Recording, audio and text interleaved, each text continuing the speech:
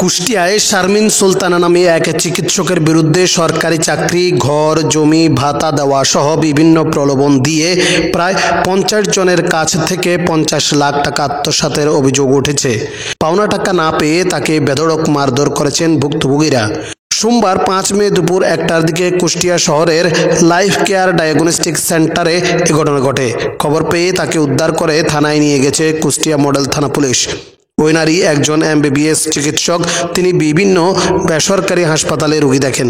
বিষয়টি নিশ্চিত করেছেন কুষ্টিয়া মডেল থানা পুলিশের ভারপ্রাপ্ত কর্মকর্তা ওসি মোশাররফ হোসেন। মেহেরপুরের মুজিবনগর এলাকার সুমি খাতুন বলেন, আমি অসুস্থ হয়ে কুষ্টিয়ায় ডাক্তার শারমিন সুলতানার কাছে এসেছিলাম। তার কাছে চিকিৎসা নিয়েছিলাম। বেশ কয়েক বছরের পরিচয়। হঠাৎ করে 7 থেকে 8 মাস আগে সরকারি চাকরি, জায়গা জমি, ঘরবাড়ি ও ভাতার ব্যবস্থা করে দেওয়ার কথা বলে আমাদের কাছ থেকে টাকা নিয়েছেন ডাক্তার শারমিন। তার প্রলোভনে পড়ে আমি আমার আত্মীয় স্বজন সহ 30 থেকে 40 জন তাকে প্রায় 50 লাখ টাকা দিয়েছি। সে আমাদের টাকা ফেরত দেয় না, চাকরিও দেয় না, জমিও দেয় না, ভাতার ব্যবস্থা করেও দেয় না। তাই আজকে আমরা কুষ্টিয়ায় এসেছি।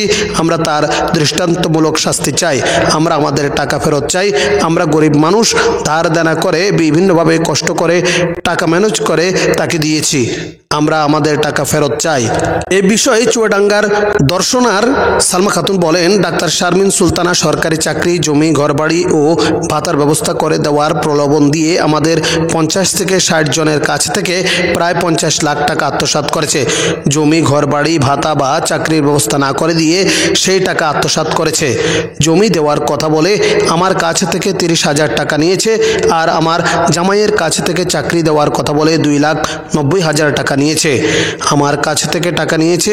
আমরা তাদের দৃষ্টান্তমূলক শাস্তি চাই। আমরা আমাদের টাকা ফেরত পেতে চাই।